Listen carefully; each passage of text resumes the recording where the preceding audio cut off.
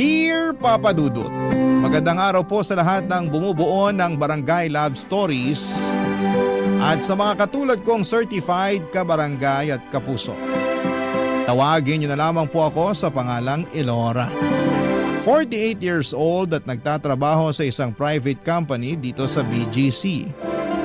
Nadiskubre ko ang programa ninyo noong kasagsagan ng pandemic at masasabi ko na maraming beses akong sinagip ng mga kwentong tinampok ninyo na kinapulutan ko ng aral at inspirasyon. Lalo na yung may mga tema na tungkol sa pag-abot at pagtupad ng mga pangarap. Lahat naman ng tao ay nangangarap, hindi ba? Pero neto ko lang talaga natupad ang pinaka masasabi kong malaking pangarap. Pangarap na naudlot dahil kinailangan kong harapin ang realidad ng buhay. Kung ano yon ay malalaman ninyo na lamang po sa katapusan ng aking kwento. 19 years old ako nang mabuntis ng mister at katrabaho ko noong araw sa isang fast food chain. At 20 years old naman ako nang kinasal kami at pinanganak ko ang baby namin. Dahil po sa mga nangyari ay dismayado at galit sa akin ang nanay ko, Papa Dudut.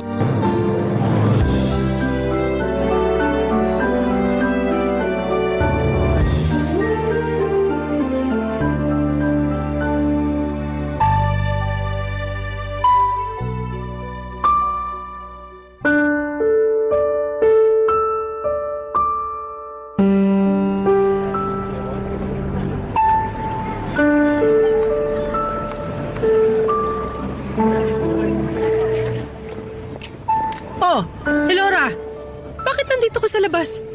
Nasaan yung anak mo? Nasa duyan po, kakapatulog ko pa lang. Kaya nga lumabas ako dito sa tapat ng bahay para tumambay at nang di ako makapag-ingay sa loob. Kahit anong gawin mong pagtahimik, maingay talaga rito sa lugar natin. Ewan ko ba naman sa'yo? Kung bakit dito pa kayo sa malapit sa ating kumuha ng mauupahan. Halos 2 bahay lang pagitan dun sa tinitirhan natin eh. Ito na po kasi yung pinakamura saka pansamantala lang naman po. Anong pansamantala? Kapag nakapag-ipon-ipon kami ng pera ng asawa ko, baka maghanap kami ng mas maayos na paupahan.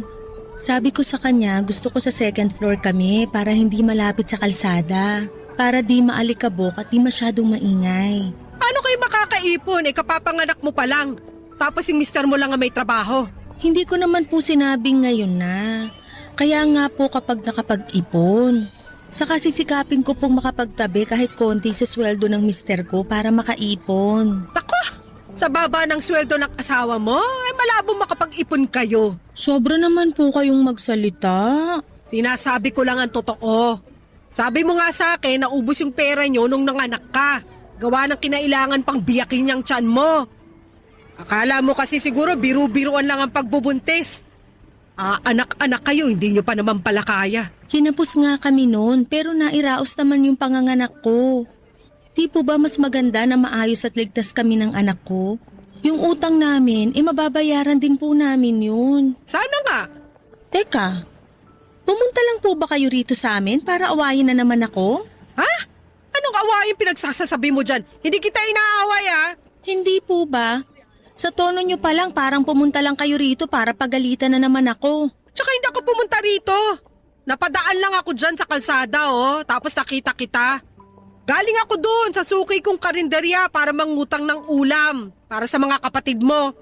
Wala pa nga kaming almusal. Ito pa lang, damay na rin pati pananghalian. Hindi pa po ba sumusweldo si tatay? Ay, ewan ko doon.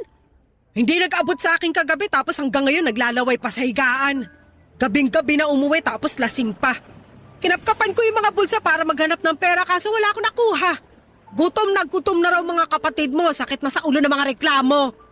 Alam mo, kasalanan mo talaga to Ha? Bakit po? Tatanong-tanong ka pa kung hindi ka kumirengkeng ng maaga. Nagpabuntis at nag-asawa, sana may inaabot ka pa rin pera sa akin. Sana nakakakain pa rin kami sa tamang oras ng mga kapatid mo. Hindi yung ganito na pare-pareho kaming nalilipasan ng gutom. Nay naman, huwag niyo naman pong sabihin yan. At bakit hindi? Natutulilig ka na ba sa boses ko at saka papaulit-ulit ko ng sinasabi? Pwes tiisin mo! Kasi habang nabubuhay ako, ulit-ulitin kitang sumbatan. Alam mo namang mahirap lang ang buhay natin at ikaw lang inaasahan ko sa pamilya tapos ganyan? O sino na lang aasahan ko? Malakas pa naman po kayo ni tatay, kaya pwede pa kayong magtrabaho para sa pamilya natin. Saka parang di naman po tama na sa akin yung iasa ang lahat, anak lang naman po ako. Ilang taon na rin ako nagtatrabaho para sa pamilya natin, imbis na nag-aaral sa kolehiyo.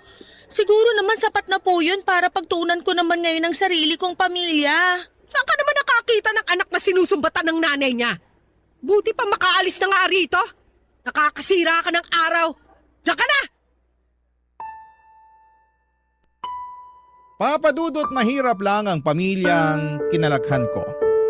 Kaya nga hindi na ako nakatungtong noon sa kolehiyo at pinili ko na lamang na magtrabaho upang makatulong sa mga magulang ko. 3 kaming magkakapatid at ako ang panganay.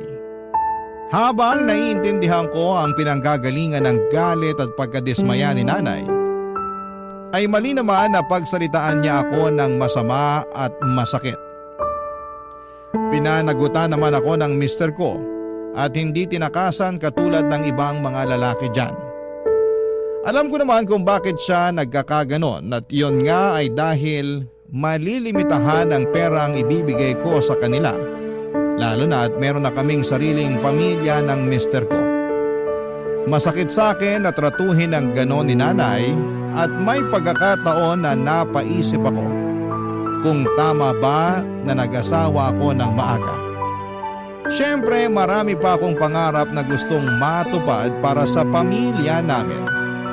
Pero hindi ko na yon magagawa dahil may anak na akong dapat natutukan.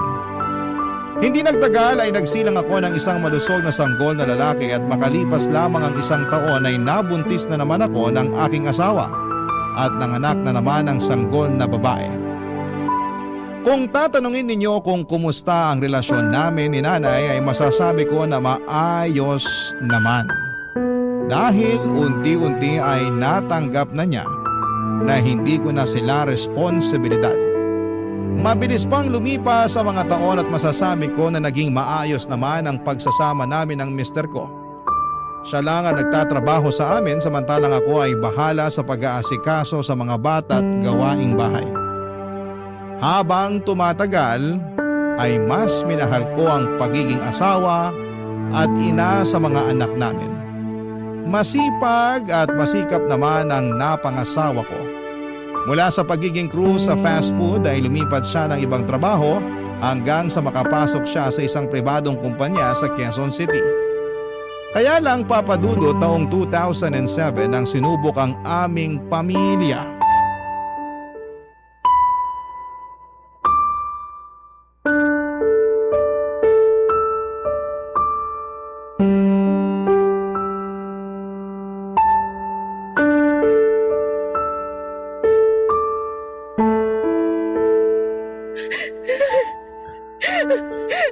Bakit ka ba ganyan makaiyak? Hindi pa naman patay yung asawa mo.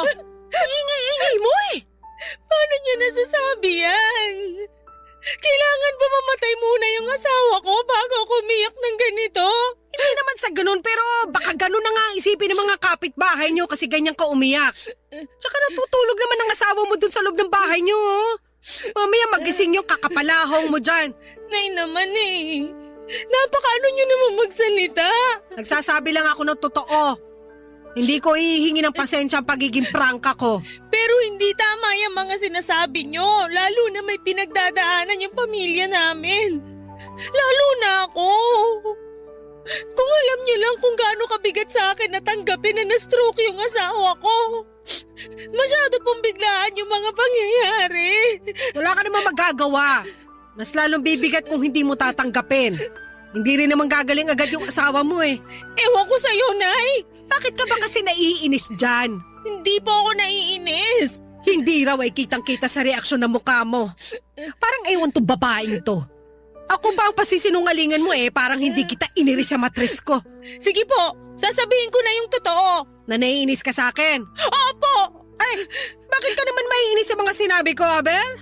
Kasi napaka-insensitive nyo. Salita kayo ng salita ng kung ano-ano lang maisip nyo. Eh alam nyo naman na may pinagdadaanan ako. Akala ko pa naman pumunta kayo rito para damayan ako tapos pagsasalitaan niyo lang ako ng ganyan. Nagsasabi lang naman ako ng totoo. Alam ko naman po na totoo lang ang sinasabi niyo. Pero hindi ko lang din mapigilang masaktan. Alam ko naman na nandyan na yan eh. Na-stroke na yung mister ko pero nahihirapan lang din akong tanggapin. Kasi biglaan nga at marami pa sana kaming pangarap. Tapos natatakot lang ako kasi baka kung ano ang susunod na mangyayari. Hindi pa po ako handa sakaling iwanan ng asawa ko, Nay. Sino ba naman makakapaghanda sa kamatayan, di ba? Kaya nga sabi ko, wag kang pumalahaw dyan na akala mo hindi na humihinga yung mister mo. Wag mong pangunahan ng Diyos. Sige ka, baka tutuhanin niya. Nay naman! Sa totoo lang naman. Kasabihan nyo ng mga matatanda nung kapanahunan ko. Ang pangit naman po ng kasabihang yon. Kaya nga, imbes mag-iiyak ka dyan ng ganyan, mag-isip ka na kung anong pwedeng gawin para matulungan yung asawa mo. Alam mo naman na hindi siya agad makakapagtrabaho dahil sa nangyari sa kanya, di ba? Pero kailangan din ako ng asawa ko. Maliliit pa yung mga anak namin. Sa lagay ako mag-iisip ng solusyon sa problema nyo. Hindi naman po sa ganun. Pero pwede po ba? Nasa na lang yan. Anong tsaka na lang ang pinagsasasabi mo? Yung mga sinasabi nyo kasi, gulong-gulo na talaga ako. Hindi kayo nakakatulong eh.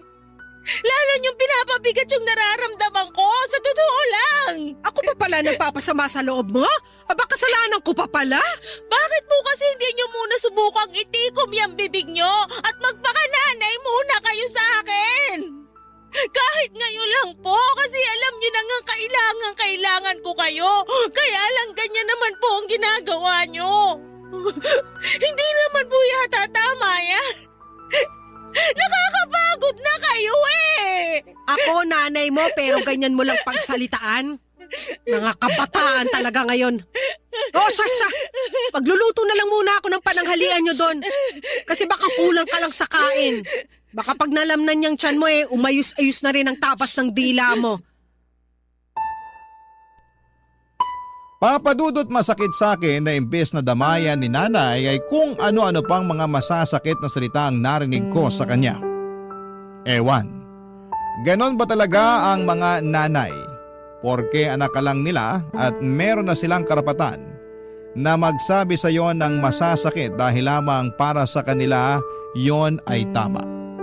Pero nanay din naman ako at kailanman ay hindi ko pinagsalitaan ng masakit ang mga anak namin ng aking asawa. Saka hindi ba naiisip ni mama na problemado na nga ako dahil sa pagkakasakit ng mister ko? Dahil sa mga nangyari ay nasa ang maliit naming ipon para maipagamot ang aking asawa. At halos magdasal na ako sa lahat ng santo para pagalingin nila ang asawa ko. Kaya lang ay bigo ako dahil 2 buwan mula ng unang beses na ma-stroke ang mister ko ay na-stroke ulit siya. Dahilan para bawian na siya ng buhay. Napakabilis ng mga pangyayari, Papa Dudut, at masasabi ko na hindi ako nakapaghanda. Ang sabi nila ay hinimatay pa nga ako noong binalita sa akin ng doktor na pumanaw na ang mahal kong asawa. At sa edad ko na 30, Papa Dudut, ay maaga akong nabiyuda. Barangay Love Stories. Barangay Love Stories. Papadudod simula nang mamatay ang aking asawa ay naatang sa mga balikat ko ng mag-isang responsibilidad para palakihin, pakainin at pag-aralin ang 2 naming anak. Ang hirap dahil nangangapa pa ako ng mga panahong yon. Simula kasi nung kinasal kami ng mister ko ay hindi na niya ako pinagtrabaho. Kaya ewan ko na lang talaga kung paano ko bubuhayin ang mga anak namin. Sa kabila ng lahat ay nanaig sa akin ang lakas ng loob at tibay ng dibdib upang harapin ang buhay kahit na nakakatakot ito at walang kasiguraduhan. At kahit na nagluluksa pa ako ng mga panahong yon ay alam ko na hindi naman pwedeng tumigil ang ikot ng mundo para sa amin. Kaya nga naghanap ako kagad ng mapapasukang trabaho at maswerte namang natanggap ako sa isang patahian. Wala talaga akong alam sa pagtatahi kaya nagsimula sa pagiging trimmer ang posisyon ko hanggang sa inaral ko ang paggamit ng makina sa pananahi. Hindi nga nagtagal ay natuto naman ako at naging isang mananahi, Papa Dudut.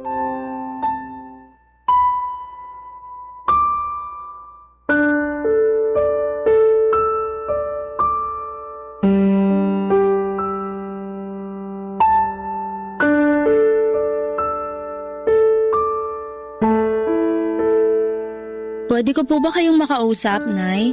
Tungkol saan? Tungkol po sa sumbong ng panganay ko sa akin. Ha? At ano naman yung sinumbong niya sa'yo? Na ang sungit-sungit niyo raw po sa kanila ng kapatid niya. Tapos pinapalo niyo na rin po sila. Pinakita po ng anak ko yung braso niya na may bakas ng hanger na mumula. Sus! Hindi naman malakas yun. Masyado lang sensitive yung balat ng anak mo kaya namula. Kami nung pinapalo rin naman pero hindi naman kami nagre-reklamo. Hindi naman po yata tama na ikumpara niyo yung sarili niyo nun sa mga anak ko ngayon. Mali po yun. Anong mali doon? Totoo naman ang mga sinabi ko. Totoo man o hindi, mali pa rin na magkumpara kayo. Yan talaga yung ugali niyo na ayaw ko eh. Hilig niyo magkumpara. Yan din ang ugali mo na ayaw ko. Yung pala sagot sa akin na nanay mo tapos lagi mo pa akong kinokontra. Hindi naman po yun pangungontra. Saka bakit ba pinagtatalunan natin to? Ang tinatanong ko kung bakit kailangan yung pagalitan at paluin ng mga anak ko. Tinatanong pa ba yan? Natural matigas ang ulo at sutel. Kaya tinuturuan ko lang ng leksyon. Para namang hindi ko yung ginagawa sa inyo noon ng mga kapatid mo. Di ba pinagagalitan at pinapalo ko rin naman kayo nung araw? Oo nga po, pero hindi namin pinapalo yung mga anak namin. Kung magagalit kami, hindi rin yung galit na galit. Mas pinagsasabihan namin sila para maisip nila na mali yung ginawa nila. Ako?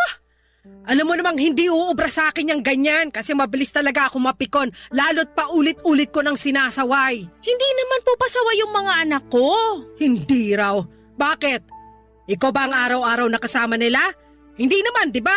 Hindi nga po, kasi kailangan ko magtrabaho para meron kaming makain. Alam niyo naman na wala kaming ibang maaasahan matapos mamatay ang asawa ko, di ba? Oo.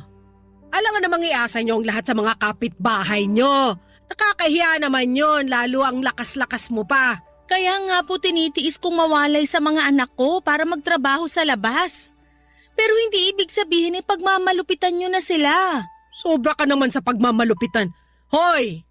Para sa kaalaman mo, hindi ko pinagmamalupitan yung mga anak mo. Pagdidisiplina ang tawag doon. Hirap sa'yo, masyado mong pinoprotektahan yung mga anak mo kaya lumalaking may sungay at buntot. Hindi nga po pasaway ang mga anak ko. Alam ko yun kasi ako naman ang kasakasama nila simula baby hanggang nung namatay ang papa nila. Oh, simula nung araw na yon hanggang ngayon ako na ang kasama nila. Kaya mas nakikita ko na ang totoong ugali ng mga anak mo. Yang panganay mo masyadong sutil. At malikot naman yung bunso mo. Pareho sila magkapatid na pag inuutusan hindi ka agad susundin. Alam mo ayoko nang hindi ka agad nasusunod yung mga gusto ko ipagawa, di ba? Para sa akin ina-aksaya lang nila oras ko. Ano po ba yung pinagagawa niyo sa mga anak ko? Ano nga ba? Baka naman po kasi hindi pambata kaya hindi nila agad magawa. Kayo po yung nakatatanda kaya kayo na dapat ang gumawa. Ay talaga naman! Kaya lumalaki sutil mga anak mo kasi konsentidor kang magulang. Sabagay, sutil ka rin nung araw. Hindi po ako sutil, no? Hindi raw pasaway ka kaya nung kabataan mo. Patunay nun yung pag-aasawa mo na maaga. Hanggang ngayon po ba, isusumbat niyo pa rin sa akin yan? Bakit hindi? Matagal na po yun 10 taon na nga yung lumipas. Saka di na ako bata. Kahit na ilang taon pa ang lumipas, palagi ko pa rin naaalala yung pagiging sutil at pasaway mo nung araw. Hindi na ako nagtaka kung bakit tinularan ka ng mga kapatid mo. Mga nagsipag-asawa na rin ng maaga, imbis paghahanap buhay ang atupagin. Tsaka alam mo, naisip ko lang na baka kaya ka na byuda na maaga dahil din dyan sa katigasan ng ulo mo nung araw. Pati na rin yung pagsagot-sagot mo sa nanay mo. Wala ka kasing respeto, kaya pinarurusahan ka ng langit. Papa Dudut, ang nanay ko ang nagbabantay sa mga anak ko kapag nasa trabaho ako. Inaabutan ko na lamang siya kahit magkano para naman meron siyang sariling pera. Nang mga panahong yon ay patay na ang tatay namin at may sari-sarili na ring pamilya ang mga kapatid ko. Mag-isa na lamang si nanay sa bahay kaya palagi siyang pumupunta sa inuupahan namin. Kahit noon pa man ay may ugali na talaga ang nanay ko at isa na nga doon ng pagiging taklesa at prangka niyang magsalita.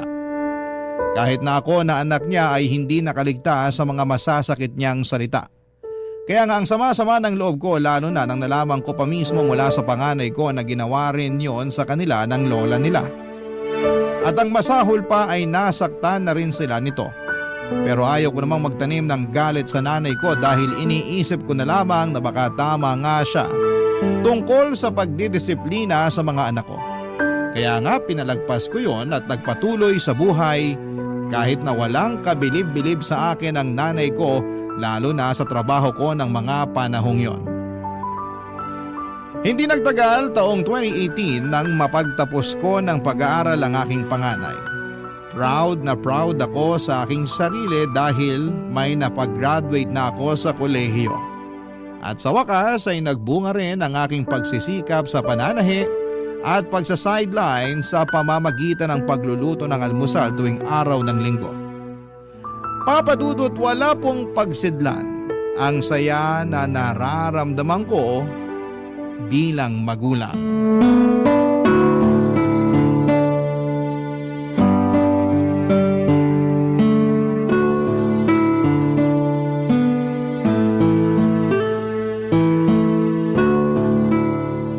Elora, wala ka ba talagang balak mag-asawa ulit? Wala pa po sa isip ko yan. Ay nako, sana naisip mo yan nung araw. Nay talaga. Ilang taon na po ang lumipas tapos ganyan pa rin kayo magsalita sa akin? Biro lang, ikaw naman. Bakit niyo po ba natanong yung tungkol dyan sa pag-aasawa ko uli? Wala lang. Concerned lang naman ako sa'yo kasi pwede ka pa naman mag-asawa. Bata ka pa, 41 ka pa lang, di ba? Pero hindi ko nga po yan priority. Ang nasa isip ko, magtrabaho ng magtrabaho para mapagtapos yung pangalawa kong anak. Sa bagay. Pero kalmahan mo lang kasi napagtapos mo na nga ng kolehiyo yung panganay mo. Hindi pa po ako kakalma kasi alam ko na meron pa rin akong responsibilidad sa isang anak ko. Kaya wala pa po talaga akong panahon sa pag-aasawa na sinasabi nyo. Baka naman kasi hanggang ngayon mahal mo pa rin yung namayapa mong mister. Tama ako, no? Hindi naman po nawawala yung pagmamahal na yon kahit ilang taon na ang lumipas. Oo nga, pero wala na siyang magagawa. Patay na siya. Hindi ka na niya masasamahan. Paano na lang pag napagtapos mo na yung bunso mo? Ano na gagawin mo sa buhay mo? Mas masarap pa rin ang may katuwang. Nasabi ko sa'yo. Bakit po kayo? Ano bakit ako? Hindi na nga po kayo nag-asawa nung namatay si tatay, di ba? Matanda naman na ako. Tsaka ayaw ko na magkaroon ng panibagong konsumisyon sa mga lalaking yan. Pansin ko kasi wala akong kaswerte-swerte sa mga mangingibig. Kahit dyan sa tatay mo, ang malas-malas ko. Sobra naman po kayong magsalita. Baka masaktan si tatay pag narinig niya yung mga sinabi niyo. Pakialam ko totoo naman. Kaya nga laking ginhawa ko nung namatay siya kasi nabawas-bawasan ang konsumisyon ko. Grabe naman po yun. Sa akin lang naman yun, no? Tsaka nito ko lang napagtanto na buti na rin yun na siya ang unang namatay kesa ako. Tapos namatayan ka pa ng asawa. Sigurado ako na hindi mo rin maaasahan yung tatay mong yun. Lalo na sa pag-aalaga at pagbabantay sa mga anak mo.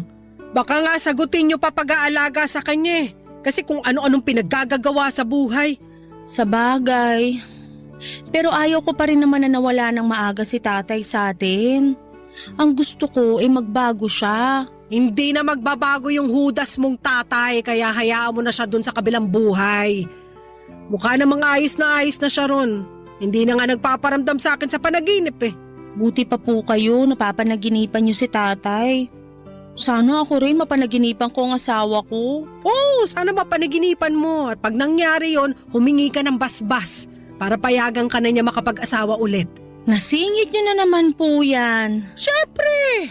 Concern lang ako sa'yo, di ba? Ayos lang po ko kahit wala akong katuwang sa buhay. Andiyan naman po yung mga anak ko. Yung mga anak mo magkakaroon din ng sari-sariling buhay. Kaya iiwan ka rin nila balang araw. Katulad ko, tignan mo. Iniwan na ng mga kapatid mo. Buti na lang nandiyan ka pa rin kahit na lagi tayo nagbabangayan mag-ina. Kayo kasi ayaw na ayaw niyong pinagsasabihan kahit kayo naman yung mali.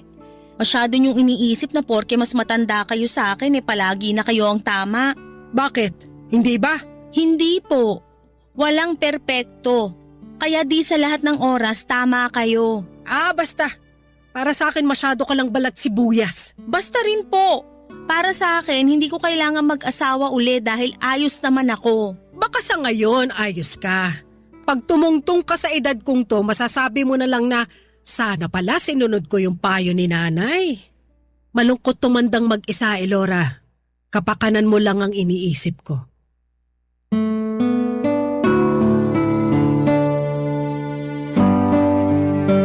Papadudod, hindi ko po priority ang pag-ibig, lalo at meron pa akong isang anak na pinag-aaral ng mga panahong yon. Sinabi ko kay nanay na ayokong obligahin ang panganay ko na sagutin ang pagpapaaral sa kanyang kapatid. Lalo na at nagsisimula pa lamang siya sa kanyang karera. Ang gusto ko ay ma-enjoy niya ang perang kinikita niya, bagaman sinabi ng anak ko na tutulong siya sa mga gastusin namin sa bahay. Nagpapasalamat ako sa may kapal dahil binigyan niya ako ng lakas upang makapagtrabaho nang sa ganon ay maitaguyod ko ang pag-aaral ng mga anak ko.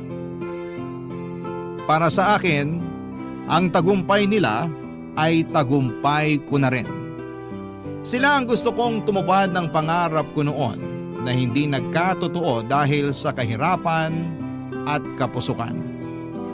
Pero pinatawad ko na rin naman ang aking sarili dahil alam ko na kung nabubuhay ang mister ko ay hindi niya tututulan na habang buhay akong magsisisi. Papa Dudut. Barangay Love Stories. Barangay Love Stories. Taong 2019 naman nang mapagtapos ko ang bunso naming anak ng namayapa kong asawa, Papa Dudut.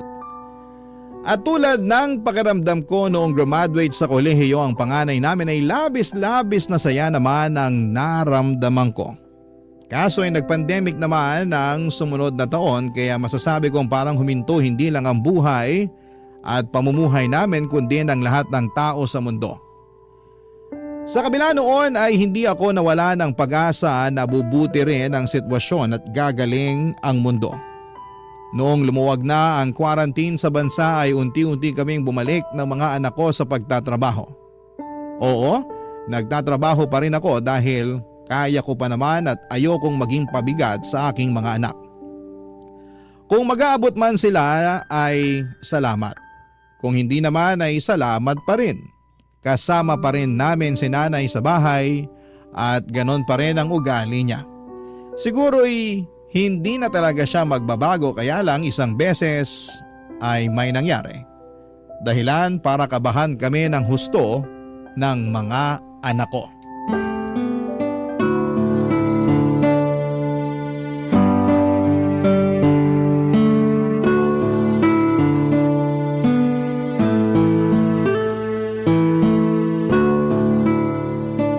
Ay, nako. Iabot mo nga yung unan para mailagay ko sa likod ko. Nananakit na kakasandal sa kahoy na upuan to. Ito po yung unan, Nay. Gusto niyo po ba kumuha ko ng tungtungan para maipatong niyo yung paa niyo? Sige nga at medyo mabigat tong simento. Teka lang po, kukuha ko. Nakita ko po tong maliit na bangko natin na panglaba. Dito niyo na lang po muna patong yung paa niyo. O ilagay mo na dyan sa sahig para maipatong ko na yung paa ko. Sige po. Ayan na po. Dahan-dahan lang. Nakakainis naman kasi. Bakit kailangan pang simentohan yan? Hindi ba yan gagaling ng kusa? Gagaling naman po, pero bumalik ko kasi yung buto nyo, sabi ng doktor. At ang pinakamabisang paraan para mabilis yung paggaling ay isimento. Kapag hindi sinemento yan, magagalaw nyo lang ng magagalaw, kaya di rin gagaling. Pambihira naman kasing buhay to. Sa tanang buhay ko ngayon lang ako nasimentohan ng paa. Kasi naman po kayo. Anong kasi naman ako? Ano bang ginawa ko? Kasalanan ko bang natapilok ako at napasama yung bagsak ko? Kaya bumalik ko ang buto ko sa paa? Hindi naman po sa sinasabi kong kasalanan nyo, pero ang kulit-kulit nyo rin kasi. Ako pa talaga ang makulit ngayon. Opo, kasi kabilin-bilinan namin sa inyo ng mga anak ko na wag kayong lakad ng lakad, gawa ng mahina na nga yung tuhod nyo at mabilis na ring sumakit ang mga paa nyo. Pero di kayo nakinig. Minsan nakikita ko pa po kayo na umaakyat dun sa hagdan ng bahay ng kapitbahay natin para lang makipagchismisan. Ginagawa nyo yun bago mag-pandemic, di ba? Aminin nyo. Gusto ko lang naman makipagkwentuhan, gawa ng nabuburyong ako noon sa bahay ko. O tapos nag-pandemic naman, kaya lalo akong wala makausap. Maganda pa nga nung ECQ kasi lahat kayo dito lang sa bahay. Ngayon lumuwag-luwag ng kaunti, pero balik trabaho naman ulit kayo. Wala na akong kasama rito sa bahay. Ay, alam nyo, naisip ko nga po yan. Dapat meron pa rin kayong kasama rito kasi paano na lang kung may mangyari uli sa inyo, 'di ba? Ano pa bang mangyayari sa akin hindi pa naman ako mamamatay? Hindi ko naman po sinabing mamamatay na kayo. Para kasing ganun ang punto mo. Hoy, para sa kaalaman mo malakas pa ako sa kalabaw. Siguro nga po, pero may pagkalampa pa rin kayo. Napakawalang niya mo talagang babae ka. Pasalamat kasi mentado pa ako kaya hindi ako makatayo para sa bunutang ka. Wag na nga po kayong bayolente dyan, baka tumaas pa ang presyon nyo, ewan ko na lang talaga. Ikaw lang naman ang nagpapataas ng presyon ko. Grabe naman, tagal-tagal na po natin nagsasama, di pa kayo nasanay sa akin? Hindi talaga ako masasanay sa kasutilan at pagiging palasagot mo. Pero seryoso po, Nay, magpagaling kayo. Alam nyo naman na nasa pandemic pa rin tayo kaya nakakatakot magkasakit. Tingnan nyo, ang hirap magpagamot kasi kailangan magpa-swab test para lang makasigurado na wala kayong COVID. Oo nga Nasundot patuloy ang ilong ko. Ang sakit pala nun. Kaya nga mag-focus kayo sa pagpapagaling nyo at iwasan ang pagiging makulit at pasaway. Hanip ka rin talaga no. Nanay mo ko pero kung sabihan mo ko ng makulit at pasaway. Oo lang ang gusto kong marinig sa inyo, Nay. Oo na, magpapagaling ako. Huwag ka na mag-alala sa akin. Aasahan ko po yan. Pangako, pag gumaling na kayo at mas maging maluwag ang quarantine, ipapasyal namin kayo ng mga apo nyo. Talaga? Saan? Secret po muna. Ay, kainis ka talaga. Papadudot habang tumatagal, ay lumalakas ang pag-asa ko na unti-unting mawawala ang pandemya. Yun din kasi ang gabi-gabi kong panalangin sa may kapal bukod sa ingatan niya palagi ang aking pamilya. Masasabi ko na sa kabila ng nakakatakot na pangyayaring yon at walang kasiguraduhang bukas, ay hindi ako nawala ng pag-asa.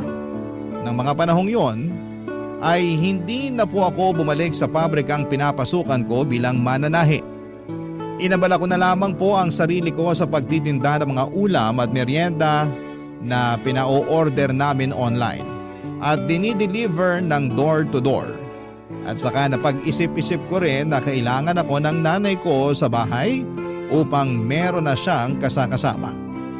Katulong ko rin si nanay sa negosyo namin at kahit na mahirap dahil napaka-kontrabida niya sa mga diskarte ko, ay masasabi ko na masaya at kontento ako sa aming ginagawa. Kumbaga ay libangan na lang namin yon kasi nga ay wala na rin naman akong anak na pinag-aaral. Isang araw ay nagkaroon kami ng masinsinang pag-uusap ni nanay tungkol sa mga plano ko sa buhay. Kinumusta niya kasi ako at muli na naman niyang tinanong kung may balak pa ba akong mag-asawa, lalo na at bata pa naman ako ng mga panahong yon, Papa Dudut.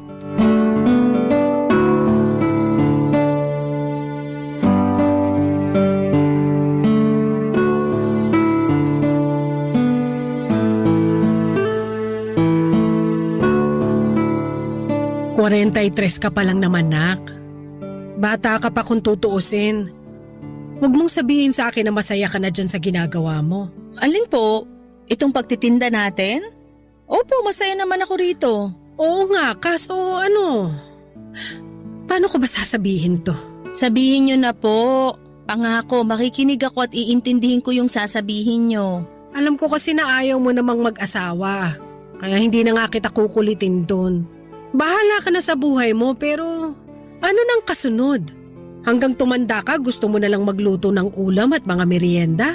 Wala naman po sigurong masama doon. Wala nga, may sinabi ba ako? Wala po.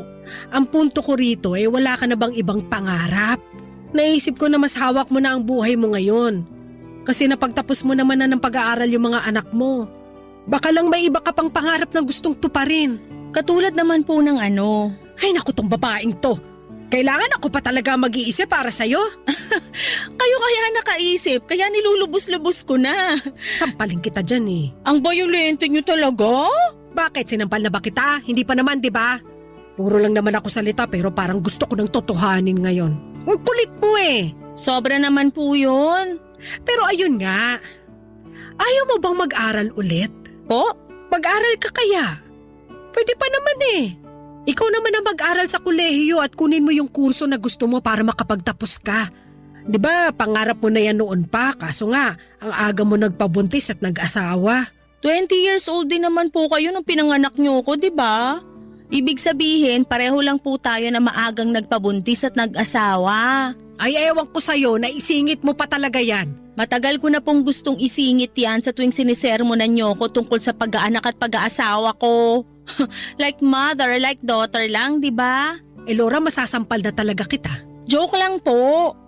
Pero alam nyo, nang dahil sa sinabi nyo, napaisip po ako. Tama kayo na pangarap ko makapagtapos ng pag-aaral. Pero hindi nga po nangyari dahil may ibang plano ang Diyos para sa akin.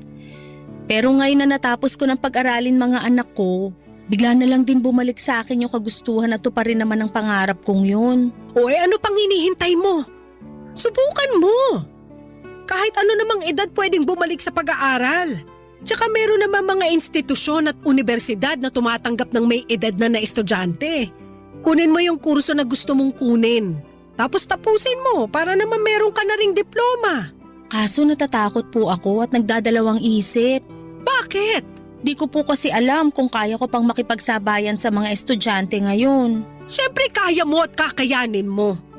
Tsaka kung nag-aalala ka sa edad mo, isipin mo na lang na hindi mo mapipigilan ng pagtanda. Kung nag-aral ka na ngayon, di pagkalipas ng ilang taon, graduate ka na. Lilipas at lilipas ang panahon. Madadagdagan ng edad mo kaya imbis na wala kang gawin at mag-alala lang dyan, simulan mo nang tuparin ang pangarap mo sa buhay. Naniniwala naman ako na kung kaloob sa'yo ng Diyos, hahayaan niya yung matupad.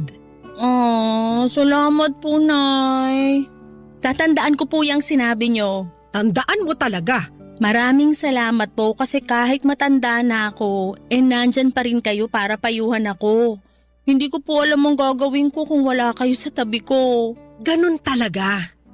Pagdating sa mga anak natin, habang buhay na ang ating pagiging ina. Papadudo, tinupad ko nga ang plano kong makapagkolehiyo at full support naman sa akin ang mga anak ko. Siyempre pati na rin si nanay kaya nga masayang masaya ko. Hindi nagtagal ay nag-enroll ako sa isang university kahit nakasagsagan pa noon ang pandemic. Medyo challenging ang online class pero inalalaya naman ako ng mga anak ko kaya sa huli ay nakaya ko rin. Hindi nagtagal ay nakapagtapos ako ng kursong may kinalaman po sa business administration. Masayang masaya ako dahil natupad ko na ang matagal ko ng pangarap para sa sarili ko. At yun nga ay ang makapagtapos ng pag-aaral. Sa kasalukuyan ay masaya at kontento ang pamilya namin. Alam ko na proud sa akin ang namayapa kong asawa at pinagmamalaki niya ako sa langit. Dahil nagawa kong tuparin ang mga pangarap naming makapagtapos ng pag-aaral at may taguyod ang dalawa naming anak. Hanggang dito na lamang po ang aking sulat, Papa Dudut. Sana po ay mapili po ninyong i-ere sa Barangay Love Stories. At umaasa ako na kinapulutan po ito ng aral at inspirasyon ng mga kabarangay natin. More power and God bless sa inyong istasyon. Ang inyong forever kapuso at kabarangay, Elora. Dear Papa Dudut, lahat naman tayo ay nangangarap na makatagpo ng taong magiging kabiyak ng ating puso. At isa na nga ako doon, bata pa lamang ay mapaniwalain na ako sa mga nababasa at napapanood kong pantasya.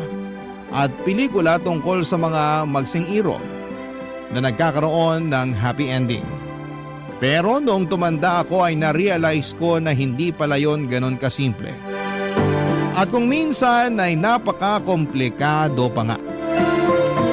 Bago ko ipagpatuloy ang pagkukwento at pagbabahagi ng istoryang pinadala ko sa Barangay Love Stories, ay pabati muna ng isang mapagpalang araw sa inyong lahat. Tawagin niyo na lamang po ko sa pangalang Zayel, 33 years old. Nagtatrabaho sa isang private company sa Cainta, Rizal. Pero sa kasalukuyan ay nakatira ako sa Cubao. Pero noong araw ay nasa Binangonan ako dahil may inuupahan ako doong studio type apartment na nasa isang compound kasama ng pamilya ng ate ko.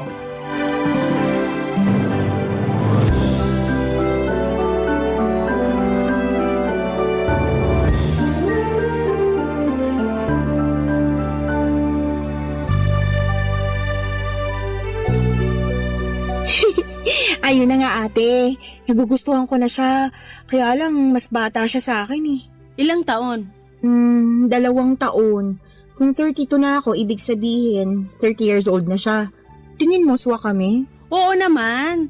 Saka di naman nagkakalayo mga edad nyo, pareho na kayong nasa 30. Wala lang, naisip ko lang na baka pangit tingnan. Anong pangit tingnan? Ngayon ka lang ba nakakita ng mas matanda ang babae sa relasyon? Hindi naman. Oh, hindi naman pala eh. Nag-overthink lang. Kilala mo naman ako, 'di ba? Oo, overthinker na praning. Grabe, double kill naman yun. Nagsasabi lang ako ng totoo. Pero ayun nga, wala namang masama sa mga edad nyo. Lalo na kung pareho yung nararamdaman nyo sa isa't isa. Saka matagal ka ng single. Panahon na para hayaan mo naman yung sarili mo na ma-in love. Pero ayoko pa rin umasa na pareho nga kami ng nararamdaman ni Kylo sa isa't isa. Ha? Akala ko ba? Baka maling akala lang pala. Alam mo, kesa mag-isip ka't manghula kung ano talaga yung nararamdaman niya para sa'yo, bakit di mo na lang siya tanungin? Ayoko nga. At bakit? Inahihiya ako eh. Kababae kong tao baka isipin nun desperada ako. Gaga, ano ba yung pinagsasasabi mo? Basta. Matatanda na kayo para maghulaan ng isip o magpakiramdaman. May mga bibig naman kayo para gamitin sa pagsasalita. Saka na, kapag nakapag-ipon na ako ng lakas ng loob na tanungin siya. Bigyan mo ng deadline yung pag-ipon mo ng sama ng loob. Lakas ng loob, ate. Ay, sorry, mali. Lakas ng loob pala. Sinadya mo yun eh. Para ka kasing ewan. Akala mo yata teenager ka pa rin, no? Kung umasta ka, parang unang beses ka palang na in love. Bakit? May tao bang eksperto pagdating sa bagay na yun? Wala pa naman siguro. Kaya nga dapat mas maintindihan mo yung pinanggagalingan ko. Naiintindihan ko naman. Pero di lang ako masyadong makarelate kasi ako nga nanligaw sa asawa ko noon. Ayaw nga pala, ibang klase ka rin eh. Sana may ganyan din akong lakas ng loob. Desperada na kasi ko noon kaya naisipan kong sumugal na. Buti na lang talaga tama yung desisyon ko. Pero sakali mang hindi kami pareho ng nararamdaman sa isa't isa ng asawa ko, ayos lang. Tatanggapin ko pa rin kahit na masakit kasi alam ko sa sarili ko na makaka-move on naman ako. Kailangan ko lang damhin yung sakit tapos tuloy ang buhay. Pero buti na lang sumugal ka at nanalo ka. Oo, tingin ko ganti na yun ang langit sa akin pagkatapos sa mga pangit kong karanasan sa pag-ibig. At masaya naman ako kasi nakukuha ko sa asawa ko yung pagmamahal at pag-aalaga na deserve ko. Oh, touch naman ako. Mapapasana all na lang talaga ako. Sana all talaga kasi yun din ang hiling ko para sa'yo. Di lang pala ako kundi pati na rin yung sa isa nating kapatid. Sana makatagpo ka ng lalaking mamahalin ka, aalagaan at ituturing na pinakamahalagang tao sa buhay niya kasi deserve mo rin yun. Thanks ate. Tama ka. At sana this time si Kylo na yung lalaking yun. Basta balitaan mo lang ako kung may progress na yung pagliligawan nyo. Tapos pakilala mo agad sa akin para makilatis ko. Grabe naman sa makakilatis. Aba, oo. Baka nakakalimutan mong ate mo ko. At responsibilidad ko bilang ate na kilalanin yung lalaki na posible mong maging boyfriend. Tandaan mo yan. Oo naman. Tatandaan kong mabuti yan. Papadudot close talaga kami ng ate ko simula pagkabata. Bale, 3 kaming magkakapatid at ako ang bunso. Ang kuya ko ay nasa ibang bansa kasama ang asawa at mga anak niya. At dahil ako na lamang ang walang sariling pamilya sa amin ay sinabi ni ate na mangupahan ako sa kalapit nilang apartment para sama-sama pa rin kami sa isang compound. Malapit din ako sa mga pamangkin ko at kapag wala akong trabaho ay madalas nakatambay ako sa inuupahan nila. Siyempre, nakwento ko rin sa kanya ang tungkol sa katrabaho kong si Kylo na nagugustuhan ko at masaya ako dahil suportado ni ate ang hindi pa naman confirm na love life ko.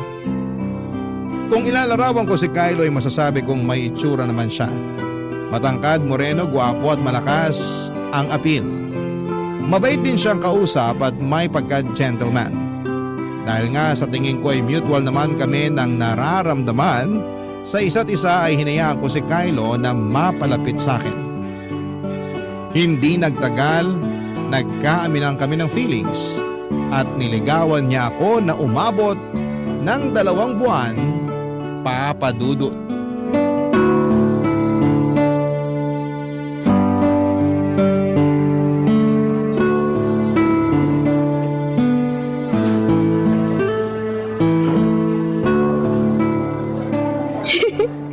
Nasurpresa mo talaga ako sa pa-dinner date mo na to, ha? Mabuti naman kung ganon. Gustong gusto ko kasi talaga na sinosorpresa ka eh. Hindi ka naman nagminti simula nung niligawan mo ko hanggang ngayon. Thank you. Kasi ramdam ko na mahalaga at saka espesyal ako sa'yo. Yun talaga ang goal ko. Yung maparamdam sa'yo na mahalaga ka. Na espesyal ka. Maraming salamat sa pagbigay mo sa akin ng chance na ligawan ka. 2 months mo na rin ako nililigawan. Curious lang ako. Hindi ka ba nagsasawa o napapagod? Bakit naman ako magsasawa? Basta may kinalaman sa'yo, hindi ako mapapagod. Hindi naman sa nilalahat ko pero karamihan kasi sa mga lalaki nadi-discourage na sa panliligaw kapag inabot na ng 2 buwan tapos tingin nila wala pa rin silang syansa na sasagutin ng nililigawan nila. Siguro hindi lang nila ganun kagusto yung nililigawan nila. Naniniwala kasi ako na kapag gusto talaga ng lalaki yung babae, hindi siya susuko hanggang maging sila. Gets ko naman kung bakit karamihan sa mga lalaki sumusuko sa panliligaw. Siyempre, kung alam mo na wala ka ng chance dun sa babae, unfair naman din sa'yo kung itutuloy mo pa yung panliligaw mo. May punto ka. Ang sakit nun Masakit talaga, pero mas masakit kung patatagalin mo pa. Kaya dapat sinasabi din ng babae kung may chance ba yung lalaki na magustuhan niya para hindi niya na masayang yung oras ng tao. Baka kasi di talaga sila para sa isa't isa at merong ibang babae na nakalaan para dun sa naliligaw sa kanya. Yun bang babae na kayang ibalik yung pagmamahal na binibigay niya? Napaisip tuloy ako kung may pag-asa ba talaga ako sa'yo o wala. Ikaw kasi, pinunto mo pa na 2 buwan na kitang nililigawan pero nandito pa rin tayo sa stage na to. Yun nga yung gusto ko rin sana pag-usapan natin ngayon. Teka, sandali. Bakit bigla ka atang sumeryoso dyan? Kalmahan mo lang. Sa totoo lang, kalmado naman ako kanina eh. Ngayon, pinagpapawisan na tuloy yung kilikili ko sa kaba. Kaya nga kalmahan mo lang kasi mag-uusap lang naman tayo. Kung sasabihin mo na tumigil na ako sa panliligaw sa'yo kasi wala akong pag-asa, problema yan. Bakit naman? Hindi pa kasi ako handa na marinig yan eh. Yun talaga yung dahilan kung bakit ako sobrang kinakabahan. Uy, wag ka namang ganyan. Nabigla ako. Hindi ko lang napaghandaan na dito mauuwi yung date natin ngayon. Sorry, pero I think dapat mo na rin kasing malaman yung feelings ko. Okay. Pero bago mo sabihin lahat ng mga gusto mong sabihin, pwede bang ako muna magsalita? Pwede naman. Kung talagang hindi tayo para sa isa't isa, gusto ko lang malaman mo na naging mahalagang parte ka ng buhay ko. At kahit kailan, hindi ko pagsisisihan na niligawan kita. Sinabi ko sa sarili ko na sigurado na ako sa nararamdaman ko para sa'yo eh. Lalo ngayon na hindi na lang kita basta gusto. Sa loob ng 2 buwan, mas lumalim pa to. Pwedeng hindi ka maniwala, pwede ka rin mabigla. Zayel, mahal na kita. Pero huwag ka mag-alala.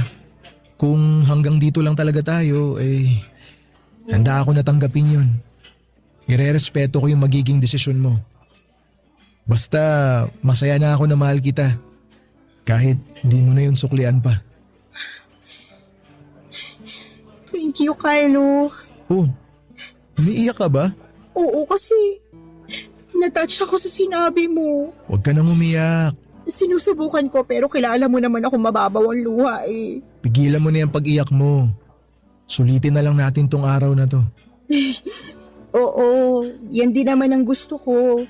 Yung masulit natin yung araw na to hindi bilang nililigawan mo at manliligaw ko kasi tayo na. Ha? Hindi ko nasundan yun. Ano ibig mong sabihin? Sabi ko tayo na, sinasagot na kita. Totoo ba yan?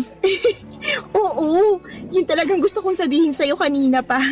Pasensya ka na kung akala mo gusto lang kitang patigilin sa panliligaw sa akin ha. Sa totoo lang, oo. Gusto na kitang patigilin kasi sinasagot na kita. Papa Dudut, hindi si Kylo ang first boyfriend ko pero siya na lang ulit siya na lang ulit makalipas ang ilang taon na pagiging single ko. Kaya nga noong binalita ko kay ate na kami na ay sobrang saya niya. Masaya rin ang kuya ko na nasa abroad dahil matagal na rin niya akong hinahanapan ng makakarelasyon. Nirereto pa nga niya ako sa ilan niyang kakilalang afam pero ako lang yung may ayaw. Sa Pinoy pa rin talaga ang puso ko at sa pagkakataong yon ay nakay Kylo na nga. Walang araw na lumipas na hindi kami naging masaya ni Kylo. At kahit na nga nasa 30s na kami ay pakiramdam namin ay bumalik kami sa aming early 20s. Sabagay wala namang edad kapag na-in-love ka. At hindi naman yon naging issue sa amin ni Kylo. Basta masaya kami ng mga panahong yon sa piling ng isa't isa. At laking pasasalamat ko sa Diyos dahil dininig niya ang panalangin kong matagpuan na ang lalaking magiging kabiyak ng aking puso, Papa Dudut. Barangay Love Stories. Barangay Love Stories. Papa Dudut, dalawa na ang nakarelasyon ko noon bago si Kylo at parehong hindi rin naman nagtagal. Yung una ay 6 na buwan lang at yung pangalawa ay 1 taon at kalahati. Kaya nga hindi niyo ako masisisi kung bahagya akong natroma sa pag-ibig. Pero gusto ko pa rin namang makakilala ng lalaking mamahalin ko at kung loloobin ay siya na ring makakasama ko sa panghabang buhay. Kaya nga masaya at nagagalak ang puso ko nang dumating sa piling ko si Kylo. Fast forward, naging masaya ang unang 2 buwan namin bilang magkasintahan. At kahit na hindi pa nga kami nagtatagal ay naisip ko na siya na ang lalaking gusto kong makasama bilang aking asawa at tatay ng mga anak namin. Hindi ko alam, Papa Dudut, pareho pala kami ng iniisip at nakumpirma ko lamang yon noong niyaya ako ni Kylo na makipag-live-in na sa kanya. Pero alanganin pa rin ako dahil hindi ko pa naman nasubukan ang bagay na yon. Buti na lamang to the rescue sa akin si ate para magbigay ng advice.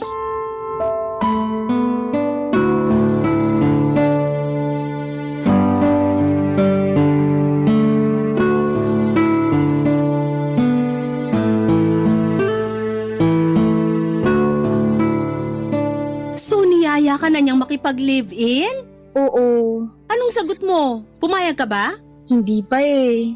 Ngik, bakit hindi pa? Dapat ba mayag agad ako? Oo, chance mo na yan para makasama siya sa iisang bubong. Okay lang ba yun? Paano okay lang ba yung pinagsasasabi mo dyan? Natumira sa iisang bubong kahit hindi kasal.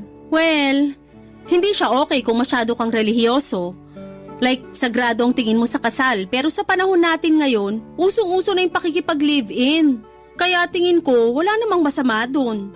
Sa kakagandahan niyan, mas makikilala mo ng husto yung ugali ng isang tao nang hindi mo kailangang matali sa kanya kasi kasal na kayo. Sa bagay. Di ba nag-live-in muna kayo ng husband mo ng 1 taon bago kayo nagpakasal? Oo, at dun ko na sigurado na siya na talaga yung lalaki na gusto kong pakasalan at makasama habang buhay.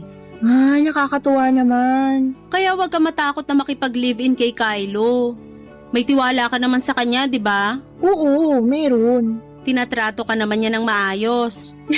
Tinatanong pa ba yan? Sagutin mo na lang. Syempre naman. At mahal niyo ang isa't isa, tama? Tama ate. Saka malaki na kayo, kayang-kaya niyo na yung mga sarili niyo. Kaya ano pang hinihintay niyo? Magsama na kayo. Kaso iniisip ko pa lang yung paglipat ko sa apartment niya sa Cubao, napapagod na ako eh. Tsaka pag nandun na ako, hindi ko na kayo madalas makikita ng mga pamangkin ko. Hay nako, pwede ka naman dumalaw dito o kami yung dadalaw sa'yo dun sa inyo pag may time. Hindi mo kailangang malungkot kasi ganun talaga ang buhay. Yung isa nga nating kapatid kinakaya yung buhay sa abroad na malayo sa atin eh. Okay naman sila ng pamilya niya. Oo, malungkot at nakakapanibago pero parte talaga yan ang pagbuo mo ng sarili mong buhay. Hindi naman porke doon ka natitira sa Cubao hindi na tayo pwedeng magkita uli. Baka nakakalimutan mong ilang split at tumbling ka lang naman sa amin. Salamat ate. Salamat sa lahat kasi kahit na malaki na tayo, lalo na ako, bunsong-bunso pa rin talaga yung trato mo sa akin. Kayo ni kuya. Tingnan mo nga, niyaya mo pa akong tumira dito sa compound nyo para may kasama pa rin ako kahit na nakabukod na ako. Siyempre, nangako ko kina nanay at tatay na aalagaan ko kayo ng mga kapatid ko, lalo ka na. Kaya kahit na tumanda ka na, tumungtong ka man ng 30 o higit pa, ikaw pa rin yung bunso namin. Salamat ulit. Walang anuman. So ano, nakapag-decide ka na ba na makikipag-live-in ka na kay Kylo? Oo. Gusto ko rin naman subukan. Tsaka para matuto din ako sa buhay na may kinakasama. Okay yan. Basta huwag kang matakot. Kung kailangan mo ng payo, alam mo na kung sino ang taong pwede mong lapitan. Sige ate, salamat sa assurance. Malaking bagay yun sa akin. Alam mo na, medyo naduduwag din talaga tong kapatid mo. Ayos lang yan. Wala namang tao na pinanganak na matapang na agad. Saka normal na maramdaman mo yan kasi hindi ka pamilyar sa pakiramdam. Kumbaga, kaya tayo natatakot at nagdadalawang isip na gawin ang isang bagay kasi hindi pa natin alam. Lahat naman tayo nagsisimula na walang alam hanggang unti-unti na nating matutunan. Iba ka talaga mag-advise on point. Dati ka bang advisor sa past life mo? Hindi. Pero marami na akong karanasan na pwede kong i-share sa'yo kaya nakakapagpayo na ako. Pero syempre, karamihan sa mga karanasang yun, hindi ko natutunan sa madaling paraan. Papadudot malaki ang naitulong na mga payo ni ate upang maging bukas ang isipan ko tungkol sa pakikipag-live-in.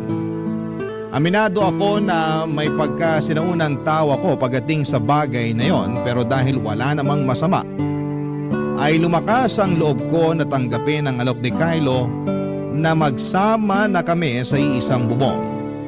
May punto rin naman ang ate ko na kung gusto kong makilala ng husto ang boyfriend ko, ay tama na manirahan kami ng magkasama. Hindi nagtagal ay umalis ako sa apartment na inuupahan ko para makisama kay Kylo sa nirerentahan niya sa Cubao.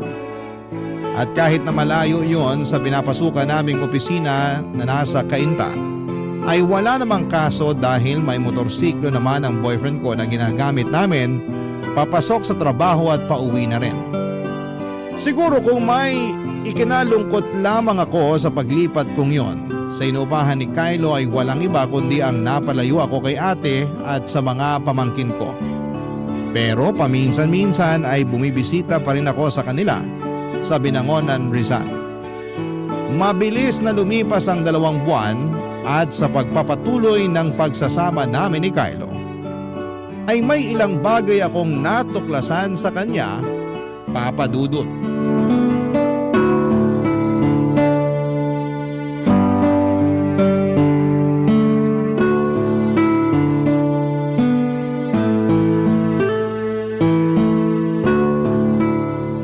Ay, nuknukan naman ng tanga to.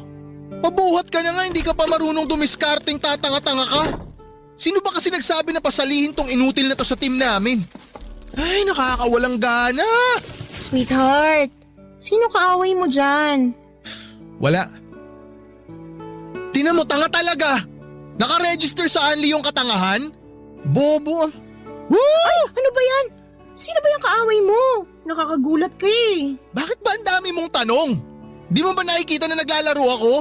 Istorbo ka eh. Ako pa talagang istorbo ay kararating ko lang. Buwisit! Sana kasi tumahimik ka na lang eh. Ang dami mo kasing dada eh. Natalo tuloy kami. Aba, inaano ko yung laro nyo? Tanga na nga yung kakampi ko, putak ka pa ng putak dyan. Nagsanib puwersa yung bunganga mo tsaka yung utak niyang gamunggo. Kaya kami natalo. Importante pa naman yung game na yon. Mali naman yata na sisihin mo ko sa nangyari. Eh wala naman akong kaalam-alam dyan. Sabi ko nga kararating ko lang galing sa labas eh. Lumabas ka? Saan ka galing? Anong saan ako galing? Huwag mong sagutin ng tanong yung tanong. Uulitin ko ha. Saan ka nang galing? Ay, kita mo tong taong to. Napaka-sarkastiko mo ha. Sagutin mo na lang kasi yung tanong ko. Saan ka nang galing? Anong ginawa mo sa labas? Bumili ako ng ulam natin. Magtatanghali na kaya tapos wala akong maluto dyan sa kusina. Kaya naisipan ko lumabas na lang. Lumabas ka pala tapos di ka man lang nagsabi. Nagpasabay sana ako sa'yo ng soft drinks. Nagsabi ako no. Tumango ko pa nga eh. Pero hindi mo ko tiningnan kasi kulang na lang dumikit na yung mata mo dyan sa cellphone mo. Tsaka napakahilig mo sa soft drink. Matakot ka nga. Baka magkasakit ka sa kakainom mo dyan. Pati ba naman yung pag-inom ko nun sinisita mo? Hindi ko sinisita no. Pero napansin ko lang naman kaya pinagsasabihan kita. Hoy, security guard ka ba? Di mo kailangan bantayan yung pag-inom ko ng soft drinks ha. Huwag kang ang ano. Ikaw ang wag ano. Masyado ka. Bahala ka na nga kung gusto mong mapaaga pagdadialysis mo. Buti pa, kakain na lang ako kaysa kausapin ka. Kanina pa kumakalam tong tiyan ko. Ay teka sandali. Ano na naman ba yun? Bakit ikaw lang yung kakain? Di mo ba ako yayayain? Nagugutom na rin ako. Wow, nagugutom ka rin pala? Akala ko kasi hindi eh. Dahil mas prioridad mo pa yung paglalaro mo. Pangit mo rin kausap eh no? Para kang tanga. Ikaw yung parang tanga dyan. Mapagpatol ka rin at madaldal. Daig mo pa yung mga babae sa dami ng sinasabi mo. Malamang gagamitin ko yung bibig ko para sabihin lahat ng mga pangit na napupuna ko sa'yo. So, hindi ka naman perfect. Kaya tigil-tigilan mo yung pagiging intrimitida mo. Ano sinabi mo? Sa labas, mamayang 3:30 may parada ng mga bingi. Pwede kang sumali. Para kang ewan. Ano ba yung binili mong ulam? Aha? Ito ba? Sinigang na baboy. Nananadya ka ba? Alam mo naman di ako kumakain ng baboy, di ba? Hala, sorry. Nakalimutan ko. Anong ulamin ko kung yan lang binili mo? Hindi ko alam. Wala nang kahit na ano dyan sa kusina natin kasi hindi pa tayo nakakapag-grocery. Siguro umorder ka na lang muna ng gusto mong kainin. Ayoko. Nagtitipid nga ako tapos pa-orderin mo ako. Kita mong mahal ng mga pagkain online. Madalas talaga may pagkasintu-sintu ka eh, no? Kasalanan mo to. Paano naging kasalanan ko? Kasalanan mo kasi makakalimutin ka. Tsaka bakit parang wala kang gagawin para ayusin yung problema? Bumili ka ng ulam ko. Ano? Panonoorin lang kitang kumain? Lumabas ka na ron. Bilisan mo.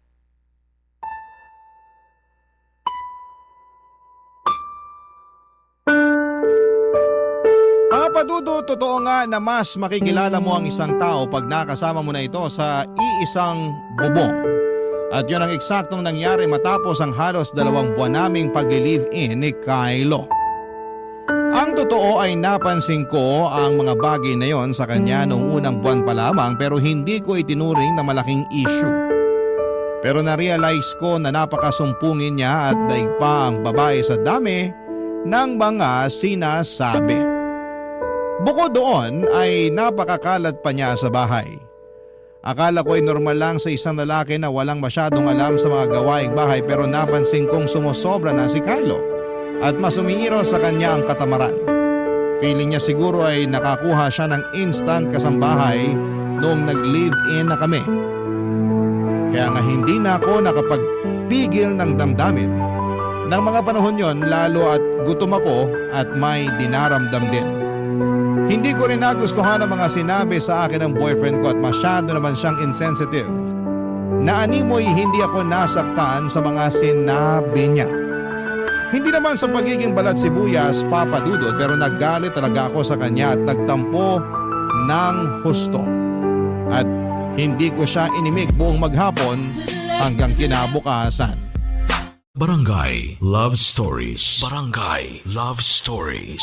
Papa Dudut, nagkabati rin naman po kami ni Kylo at walang nagsorry sa amin. Basta na lamang kaming nag-uusap at kinalimutan na lamang namin ang pinag-awayan naming dalawa. Narealize ko rin naman na ayoko nang palakihin ang issue pero aminado akong may tampo pa rin sa kinakasama ko. Kasi mukhang wala siyang pakialam sa feelings ko. Bukod kasi sa mga bagay na napansin ko sa kanya sa 2 buwan naming pagsasama, ay marami pa akong nadiskubre sa ugali niya. Pero ang malaking issue talaga doon ay ang pagiging sumpungin ni Kylo, Papa Dudut. Kahalintulad yon ng mga babae kapag tinotoyo o tinotopak, mas malala lang pala kapag sa mga kalalakihan nangyayari dahil sobra sila kung magtampo. Kapag nag-aaway kami ni Kylo ay ako ang pirming sumusuyo sa kanya. Bagay na kinapaguran ko ng gawin habang tumatagal. Pero dahil desidido ako, Papa Dudut, na maging okay kami ay ginawa ko ang lahat ng pag-a-adjust na pwede kong gawin sa aming relasyon. At pilit kong ibinalik ang tamis ng aming pag-ibig.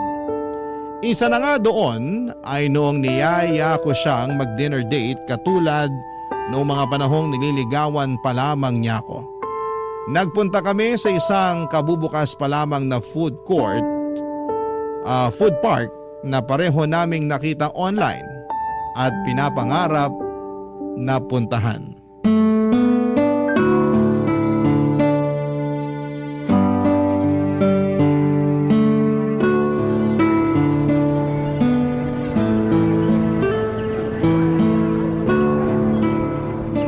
Bakit hindi mo yata ginagalaw yung chicken inasal mo? Akala ko ba nagkikrave ka dyan kanina? Kanina yun. Nung nasa harap ko na, nawalan na ako ng gana. Ha? Paano naman nangyari yun? Di ko alam. Basta ganun eh. Siguro kasi di na siya ganun kasarap sa paningin ko. Hindi tulad sa picture nito sa tarpaulin. Mukhang malinamnam, mukhang juicy. Pero sa personal tinan mo, mukhang dry. Tsaka mukhang makunat pa sa goma yung texture nitong petso. Ay, ganun. Nakakalungkot naman pala. Isa pa to, hindi rin masarap tong kape na in-order mo. Paano hindi masarap? Halos maubos mo na nga. Pinilit ko na lang ubusin, sayang eh. Pero lasang pinaghugasan ng bigas to. Kaya napaisip ako, kape ba talaga to o Wala ring lasa yung hinalong gatas. Sayang lang binayad natin. Sana pala nagtubig na lang ako. Okay naman yung inumin ko. Pati yung pagkain ko ayos naman. Hindi kasing sarap sa mga kinakainan nating restaurant pero pwede na. Tsaka hindi na rin naman masama. So ano? Sinasabi mo na sinungaling ako? Kylo naman. Kylo naman! Ubusin mo na lang yung mga in-order mo. Di yung nag-iinarte ka pa dyan. Sinasaway lang kita kasi pinagtitinginan na tayo ng mga tao. Huwag ka na rin magtaas ng boses dahil naririnig kita. Magkaharap lang tayo na nag-uusap, 'di ba? Oo nga, magkaharap tayo. Pero parang di naman yata pumapasok sa utak mo yung mga sinasabi ko. Hirap kasi sa'yo, napaka-cheap ng taste mo sa pagkain eh. Kaya pasok na sa panlasa mo yung mga in-order mo. Pinagsasabi mong cheap. Totoo naman eh. Alam mo, pumunta tayo rito hindi para mag-away. Hoy, ano bang ginagawa natin dito? Para mag-date, kumain, tsaka mag-bonding. Tsaka 'di ba, pareho naman nating ginusto na pumunta rito. Bakit ka nagkakaganyan? Kasi mali na naisip pa natin na pumunta dito. Sana pala natulog na lang ako sa bahay. O kaya naglaro ng mobile games. Diyan ka magaling. Puro ka tulog, puro ka mobile games. Libangan ko yung paglalaro. Tsaka matutulog ako kasi gusto ko magpahinga. Pagod ako sa trabaho eh. Natural lang naman na magpahinga, di ba? Computer nga pinagpapahinga eh. Sana yun na lang paglalaro mo at pagtulong mong ginawa mo kasi mukhang mas mahalaga pa sa'yo yung mga yun kaysa sa akin eh. Wow! Umabot ka na sa katsipan na yan? Pinagseselosan mo yung pagmo-mobile games at pagtulog ko? Ang wild nun ah. Ewan ko sa'yo. Di nga. Nagtatampo ka na niyan? He, wag mo nga akong gayahin. Huwag mo nga akong gayahin. Kylo naman. Kylo naman. Ganyan pala gusto mo ah. Sige, mag-asaran tayong ungas ka. Ba't mo ako tinawag na ungas? Bakit mo ko tinawag na ungas? Isa, Zayel. Isa, Zael. Akala mo siguro nakikipagbiroan pa ako sa'yo ha? Akala mo siguro nakikipagbiroan pa ako sa'yo ah. Buraot ka? Ayaw mo talagang tumigil?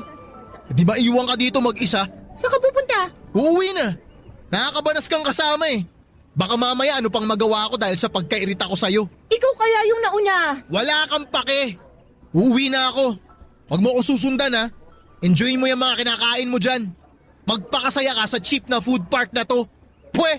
Kylo, sandali! Kylo! Huwag mo naman ako iwan dito. Please lang oh. Kylo!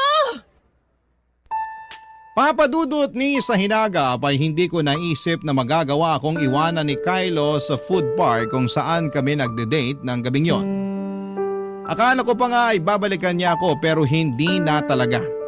Umuwi ako mag-isa sa inuupahan namin at nadatnang ko siyang humihilik habang tulog na tulog sa aming kama.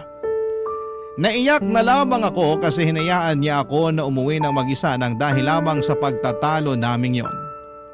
Hindi ko siya tinabihan sa higaan, sa halip ay sa sofa ako natulog. At kinabukasan ay hindi kami nagpansin ng dalawa. Buti na lamang at Sabado yon, wala kaming pasok sa opisina at dahil mukhang walang balak na naman na mag-sorry sa akin si Kylo o makipag-usap man lang, ay nasakal na ako sa kanyang presensya. Doon na ako nag-decide na umalis sa inuupahan namin para pumunta kina ate sa Binangonan, Rizal. Kinuwento ko sa kapatid ko ang lahat-lahat ng nangyari sa amin ng boyfriend ko, Papa Dudut.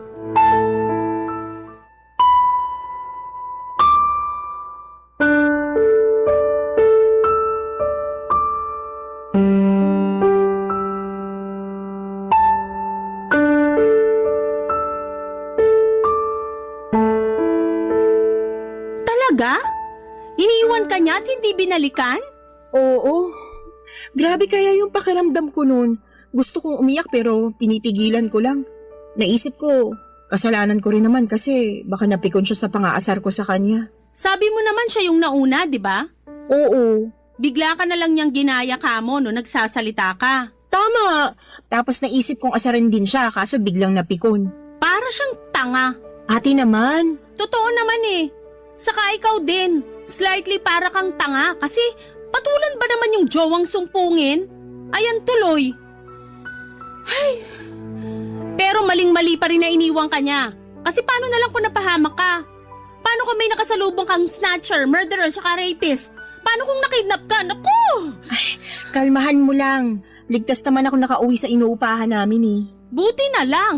Kasi kung hindi, tutuhugin ko talaga sa kawayan niyang Kylo na yan at iihawin ng buhay. Grabe! Nakakagigil yung ginawa niya sa'yo. Akala ko pa naman mature na yung lalaking yan pero mukhang nagkamali ako. Okay naman siya pero may times lang talaga na ganun yung ugali niya eh. Alin? Yung sarcastic, sumpungin, toyoin, topakin? Oo, tapos mapang-asar pero pag binalik sa kanya yung ginagawa niya mabilis mapikon. May sayad na talaga. Ano siya? Man-child? Daig niya pa mga anak ko ah. Tapos akala mo kung sinong babaeng nireregla kung tupakin?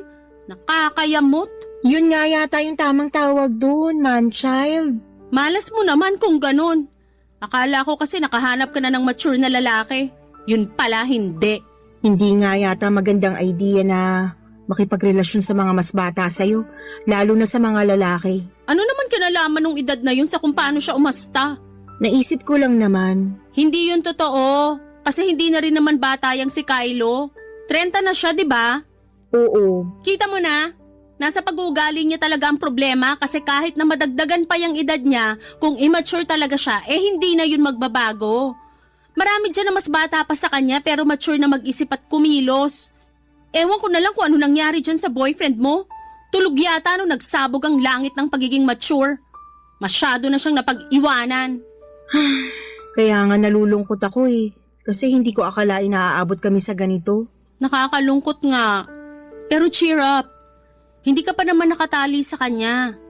Kung ayaw mo pala ng ganyang ugali, pwede mo pa siyang hiwalayan anytime. Yan yung sinasabi ko sa'yo na kagandahan ng pakikipag-live-in. Mas makikilala mo yung ugali ng tao, kung paano siya kumilos at manalita, tapos sa'yo kung kaya mong tanggapin at pakisamahan.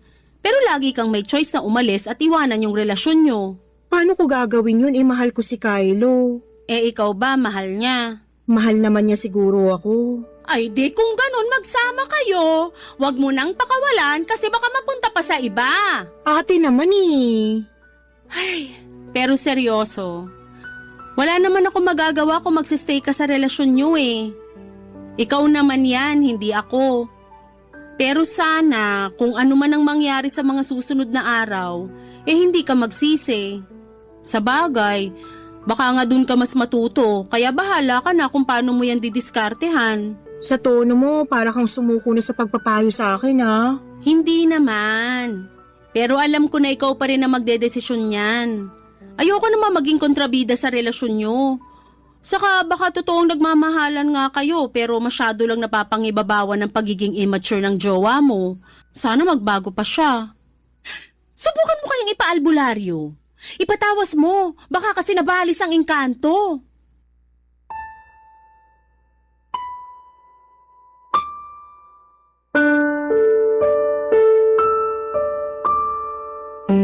Papadudot na pailing na lamang ako sa suggestion ni ate kahit na alam kong nagbibiro lamang siya at nang aasar.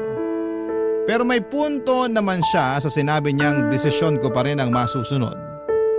Totoo rin naman na mahal ko pa rin si Kylo at ayoko na yun lang ang maging rason kung bakit ko siya hihiwalayan. Kaya lang ay nasa isip ko pa rin yung pang-iiwan niya sa akin noon.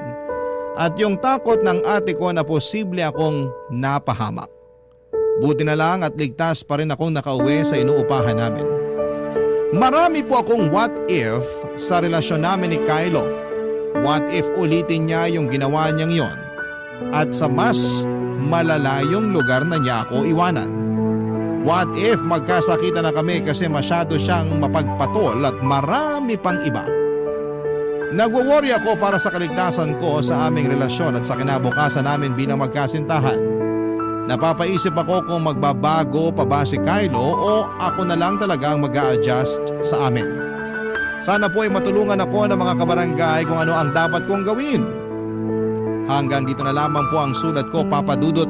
Maraming salamat sakaling mapili po ninyong i-ere sa Barangay Love Stories. Sana po'y mapayuhan ako ng mga kabarangay natin. Malaking bagay kasi yon para sa tulad kong nalilito ang puso.